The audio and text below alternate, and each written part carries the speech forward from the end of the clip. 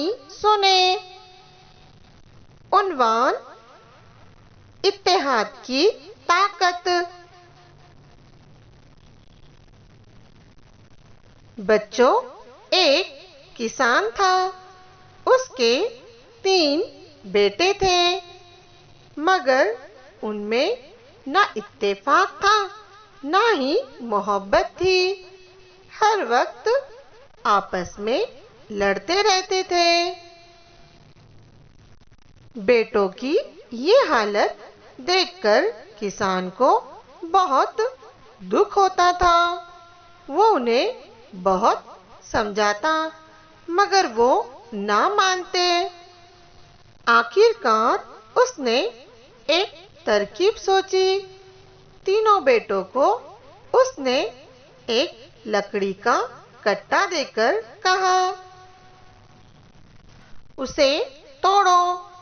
तीनों ने बारी बारी उसे तोड़ने की बहुत कोशिश की, मगर लकड़ी का कट्टा ना टूटा। फिर किसान ने कट्टा खोला और एक एक लकड़ी सबको देकर कहा, अब तोड़ो इस लकड़ी को। तीनों ने आसानी से अपनी अपनी लकड़ी चट चट तोड़ दी। किसान ने कहा,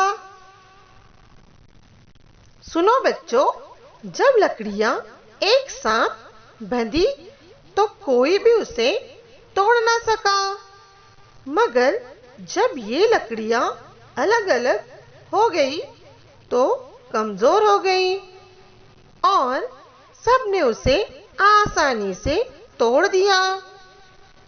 अगर तुम तीनों भाई मोहब्बत से आपस में मिलजुल कर रहे तो कोई तुम्हारा कुछ नहीं बिगाड़ सकता, मगर जब अलग अलग हो जाओगे तो तुम्हारी ताकत कम हो जाएगी। फिर हर कोई तुम्हें नुकसान पहुंचाएगा। किसान की ये नसीहत सुनकर बेटों की आंखें खुल गई। बड़े बेटे ने कहा, अब्बा जान, आज से हम तीनों भाई मिलजुल कर रहेंगे। ये सुनकर किसान बहुत खुश हुआ और अपने बेटों को दुआएं दी। देखा बच्चों आपने, हमें इस कहानी से ये सबक मिलता है कि इत्तेहाद में बड़ी ताकत है। शुक्रिया।